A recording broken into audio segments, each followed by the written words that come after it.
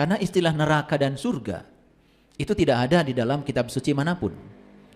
Kalau dalam bahasa Quran tidak ada surga, yang ada jannah. Dalam bahasa Quran tidak ada neraka, yang adalah nar. Apakah yang dimaksud dengan jannah dan nar dalam bahasa Quran sama dengan surga dan neraka yang dimaksud oleh bahasa lain di luar bahasa Arab? Jadi jangan kita ini mengaku-ngaku berpedoman Quran, sementara ketika Quran bilang begitu kita menolaknya karena berbeda dengan apa kata orang. Setelah kita mengenal dia, kita ingin mengekspresikan pengenalan kita kepada dia, maka muncullah yang namanya ibadah. Kan gitu. Nah, ibadah sendiri arti yang universalnya adalah melayani. Siapa yang perlu dilayani? Nah, ini banyak yang salah kaprah. Mohon maaf. Ada orang yang datang ke rumah saya, dia pamitan sama saya. Dia mau pergi umroh. Saya tahu teman saya ini punya ibunya yang sakit. Saya bilang, ibumu di mana? Ya, ibu sudah dititipkan di panti asuhan. Gila, saya bilang kamu. Mau nyari apa kamu ke sana? Saya jelaskan, akhirnya dia nggak pergi ke sana. Rawat ibumu, itu umrohmu yang sebenarnya. Jadi jangan aneh-aneh hidup itu. Jangan lari dari realitas. Jadi tidak semua orang mati itu pulang dan bersenyawa. Mungkin pulang tapi tidak bersenyawa. Maka dia menyisakan residu, ya. Dia harus diproses lagi. Nah, bagaimana cara memprosesnya? Itulah makanya jiwa itu abadi, akan diproses terus menerus sampai Rahim. Assalamualaikum warahmatullahi wabarakatuh. Salam sejahtera untuk kita semua. Om Swastiastu, Namo Buddhaya, salam kebajikan, Sampurasun. Rahayu Sagung Dumadi, semoga seluruh makhluk hidup di semesta ini, baik yang berwujud maupun yang tidak berwujud, yang kasat mata maupun yang tidak kasat mata, di setiap ruang dan waktu, di semua tingkatan, semoga mereka semua senantiasa berbahagia dan terbebas dari segala penderitaan. Semoga kita semua tidak menjadi sumber penderitaan bagi makhluk manapun, tidak menjadi sumber laknat bagi makhluk manapun. Semoga kita semua menjadi sumber cinta, sumber sukacita, sumber keberkahan, sumber kebahagiaan, sumber kedamaian, sumber ketentraman bagi semua makhluk dimanapun mereka berada. Syukur alhamdulillah hari ini kita masih diberikan hari baru untuk belajar hal-hal baru. Semoga setiap bangun pagi kita memiliki kesadaran baru untuk menginovasi kehidupan kita dengan pemikiran-pemikiran yang baru, cara pandang yang baru yang membuat kita menjadi semakin berkualitas hidupnya, semakin berbahagia, semakin sejahtera, semakin berkelimpahan, semakin sehat. Karena sejatinya hidup itu harusnya menakjubkan. Kalau hidup tidak menakjubkan, pasti ada yang salah. Karena Allah berulang kali mengatakan dalam Al-Quran, ya Allah itu ke semesta hanya menurunkan berkah, tidak pernah menurunkan musibah. Semua musibah akibat dari perilakumu sendiri, kata Allah. Jadi harusnya hidup kita sehat, berkelimpahan, tidak kekurangan. Kalau kita banyak masalah dalam hidup, itu artinya teguran bahwa ada sesuatu yang harus diubah dalam kehidupan kita. Itu aja pesannya. Oleh karena itu kita bersyukur hari ini kita masih dikumpulkan di tempat yang penuh berkah ini untuk sama-sama belajar. Semoga ilmu pengetahuan yang dialirkan semesta kepada kita hari ini menjadi ilmu yang bisa menyelamatkan kita, menjadi syafaat bagi kita. Syafaat itu bukan nanti, syafaat itu di sini, saat ini, sekarang. Oleh karena itu mari kita puji Allah bersama-sama membaca hamdalah. Alhamdulillahirabbil alamin. Mari kita awali kajian kita hari ini bersama-sama memohon ridho dan berkah Allah. Semoga kita diberikan kecerdasan, kemampuan untuk bisa menangkap semua sinyal-sinyal ilahi yang disampaikan kepada kita, sehingga proses belajar di ruang kehidupan ini terus mengalami peningkatan. Sehingga dari waktu ke waktu kesadaran kita terus meningkat. Semoga sebelum kita berpulang menuju tempat akhir kita bisa mencapai puncaknya kesadaran.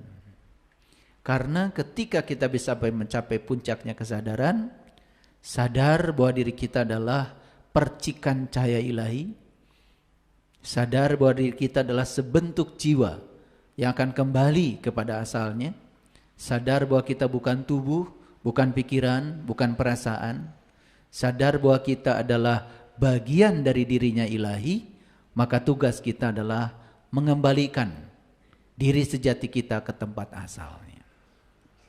Itulah tanggung jawab kita. Oleh karena itu, mari kita sapa asma Allah dengan kelembutan dan cinta seraya membaca basmalah. Bismillahirrahmanirrahim.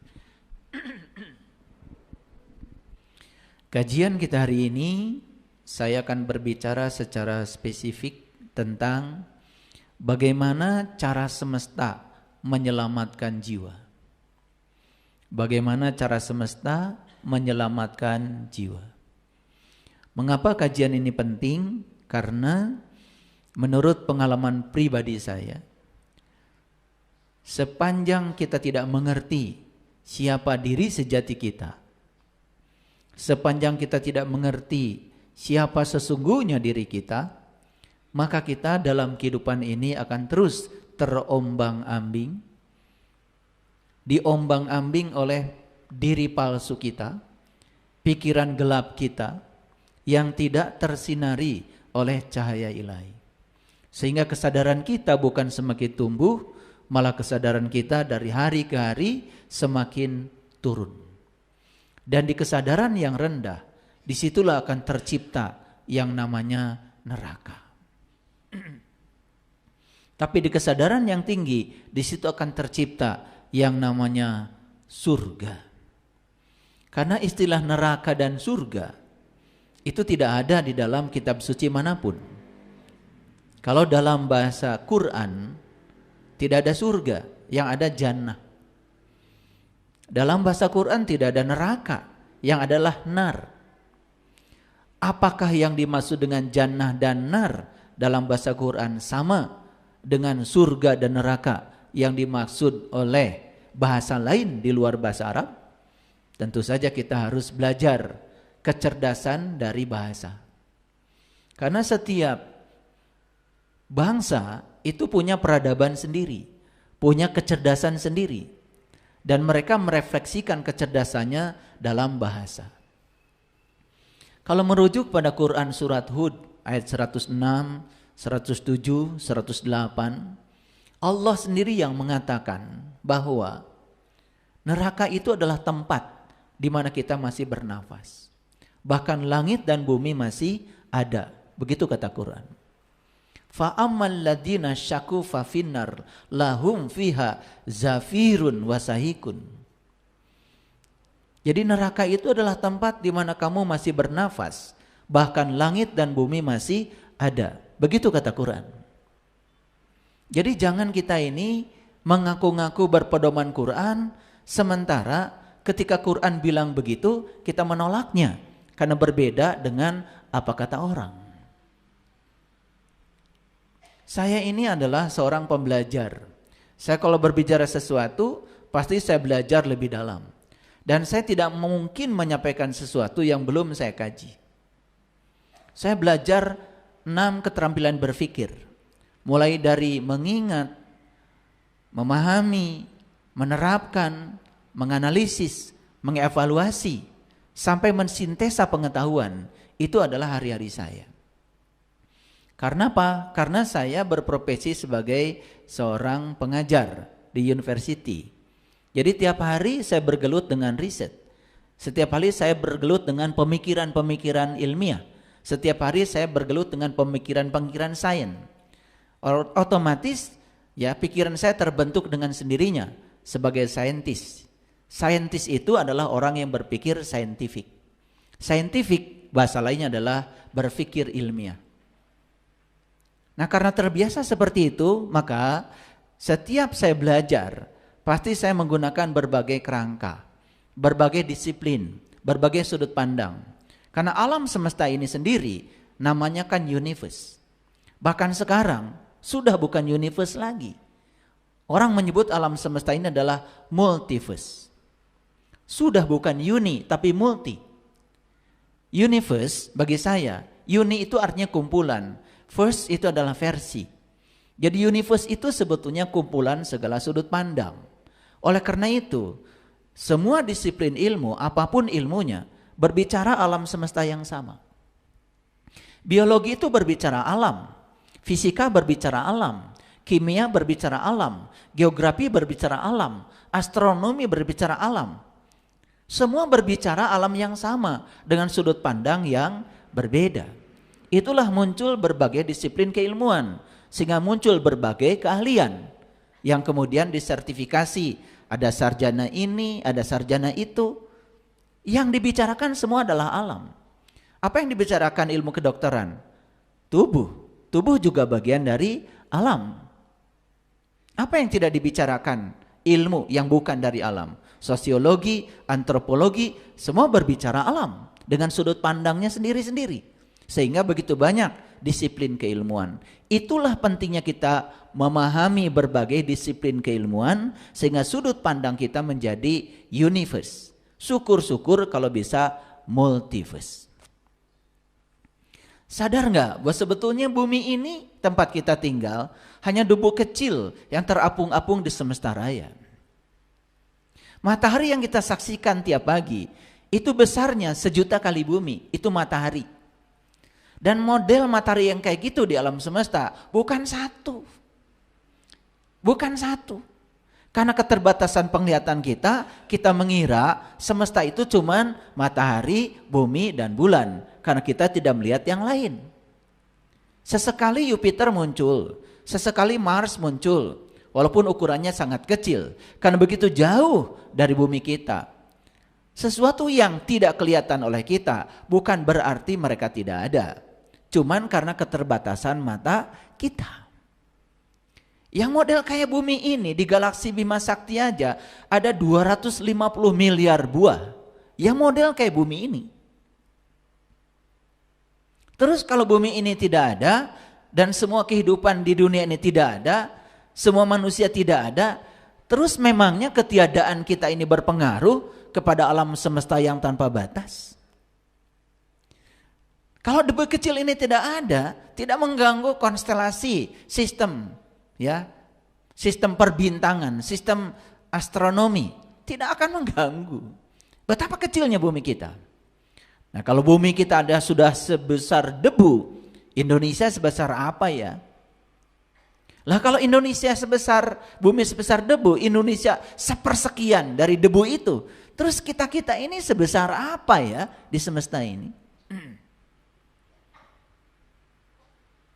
Nah, cuma karena kita tidak punya sudut pandang yang luas, lalu memandang sesuatu hanya melihat dari kedangkalan pikiran kita sendiri, muncul yang namanya kebodohan. Sehingga kesimpulan-kesimpulan yang kita ambil menjadi tidak bersifat universal. Nah, oleh karena itu izinkan saya hari ini akan berbicara sedikit agak dalam, tetapi perlu rasional. Karena agama itu akal dan tidak ada agamanya bagi yang tidak berakal. Jadi kembali pada topik kita adalah bagaimana cara semesta menyelamatkan jiwa. Nah, kita harus ngerti dulu jiwa itu apa. Kan itu masalahnya. Kita sering menyebut kata itu tapi kita juga tidak mengerti. Nah, kalau ingin memahami jiwa itu apa, tentu saja tidak mungkin saya menjelaskan jiwa dengan kata-kata. Karena jiwa itu adalah diri sejati kita. Jiwa itu adalah pribadi kita. Hanya dengan cara mengalami kita akan bisa memahami. Tidak mungkin kita memahami dengan cara mendengarkan penjelasan, apalagi definisi. Semua definisi bersifat terbatas. Semua definisi malah justru sesuatu yang luas menjadi sempit gara-gara ada definisi. Coba definisikan rambutan. Rambutan adalah sejenis buah yang di luarnya ada bulu-bulunya, di dalamnya ada bijinya, kemudian ada yang manis-manisnya. Coba, kalau saya membuat definisi itu, apakah cukup menggambarkan realitas dari rambutan itu? Tidak cukup. Makanya banyak orang yang bikin definisi tentang satu objek, sebut saja rambutan. Dan definisi yang dibuat satu orang dengan orang yang lain bisa beda-beda. Nah, kita juga jadi bingung, betul nggak? Kita mau pakai definisi yang mana? Ya tentu saja supaya tidak bingung, ambil rambutannya, pegang, lihat, dan rasakan. Setelah kita merasakan dan kita mengenalnya dengan pengalaman pribadi kita, bahkan semua definisi itu menjadi tidak penting lagi bagi kita. Sama seperti jiwa. Jiwa dan ruh sesuatu yang berbeda. Yang Allah tiupkan ke dalam diri kita itu bukan jiwa, tetapi ruh. Di Quran Allah berfirman, fa iza sawaituhu wa nafakhtu fihi mir ruhi faqa'u lahu sajidin. Ketika aku sudah selesai menciptakan tubuhmu, ini bungkus, ini kerangka jasmani, maka setelah selesai diciptakan di rahim ibu dengan proses yang sangat alami, satu sel dari ayah, satu sel dari ibu, karena ayah dan ibu kita berpelukan, maka berpadulah dua sel. Dengan proses alamiah dan kehadiran dirinya, maka dua sel terjadi proses pembelahan sel. Sampai akhirnya orang dewasa seperti kita ini sudah memiliki kurang lebih sekitar 100 triliun sel. Satu orang dewasa itu. Nah, setelah sempurna diciptakan tubuh ini oleh Allah, lalu Allah tiupkan ruhku. Yang ditiupkan ke dalam jasad kita ini bukan ruh kita. Tidak ada ruh Saiful Karim, tidak ada ruh si Agus, tidak ada ruh Asep, tidak ada ruh Dadang, gak ada. Yang ditiupkan itu adalah ruhku, mirruhi. Yang ditiupkan adalah ruhku, ku di situ adalah Allah. Jadi yang ditiupkan ke dalam diri kita itu adalah bagian dari dirinya. Terus kita ini siapa sebetulnya? Cuman karena kita tidak pernah menyadari secara dalam kata-kata itu, hanya mendengar apa kata orang, lalu kita terjebak dalam kedangkalan. Sehingga kita tidak mengerti sebetulnya siapa diri kita yang sesungguhnya. Nah, dalam Al-Quran Allah menjelaskan lagi, laqad kafaral ladzina qalu innallaha salisu salasa. Kalau kita berbicara tentang ruh, dalam tradisi Islam itu ada 3. Ada yang namanya Nurullah, ada yang namanya Nur Muhammad, ada yang namanya Nur Insan. Semua itu adalah manifestasi dari dirinya sendiri. Bukan sesuatu yang berbeda. Sama seperti kalau saya tanya, apa yang saya pakai ini? Pasti semua orang akan mengatakan ini baju. Saya punya pendapat yang berbeda. Saya bilang ini kapas. Kapas yang sudah disusun menjadi benang. Benang yang sudah disusun menjadi kain. Kain yang sudah dibentuk, bentuknya menjadi baju. Kalau sudah dibentuk macam-macam, bukankah namanya menjadi banyak? Padahal nama aslinya kan kapas. Kalau sudah dibentuk kan jadi banyak namanya. Yang ini menjadi jaskoko. Yang ini menjadi celana. Yang ini menjadi kerudung. Yang ini menjadi karpet. Kan jadi banyak bukan? Nah, kita itu sering lupa pada asal usulnya. Karena kita melihat hasil akhirnya. Padahal kalau kita sepakat, kan semua yang kita pakai ini adalah kapas. Bahkan kapas pun sebetulnya asalnya tidak ada. Karena kapas itu materi. Sumber asal muasal materi adalah energi. Dan kalau saya mengatakan, apa ini yang saya pakai? Energi. Mungkin banyak yang bingung. Padahal asalnya adalah energi. Karena sebelum alam semesta ini tercipta yang bernama materi, Yang pertama Allah ciptakan adalah energi. Dan semua pembentuk materi itu adalah energi. Sehingga di dalam ilmu fisika, energi itu ada dua. Energi sama dengan sebuah konstanta dikalikan frekuensi. Yang kedua, energi sama dengan massa dikalikan kecepatan cahaya dikuadratkan. Yang satu dalam dimensi energi, yang satu dalam dimensi materi. Sebetulnya Einstein sudah mengatakan bahwa materi dengan energi itu setara. Coba perhatikan, Bapak Ibu tadi pagi sarapan, yang dimasukkan kan materi, padahal yang dibutuhkan energi. Betul nggak?